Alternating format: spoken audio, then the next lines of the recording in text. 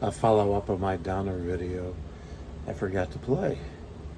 So I don't want to, I guess I don't care if I get a copyright strike. I'm not trying to make money off of this thing, so I'll just play a little bit. I'm putting this through a Pod Go into a Yamaha PA speaker here in my little home office. And I just have an acoustic board set up, nothing fancy. Just using a, quote, Studio 2 preamp digital model here with some delay, some reverb, not much else. I think a little EQ, maybe a tiny bit of compression.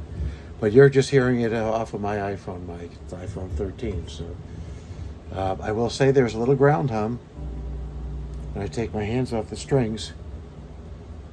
Really shouldn't be there, but there it is.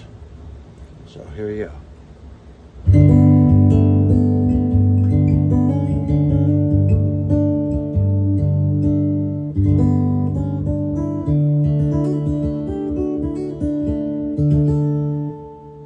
this highs up a little bit.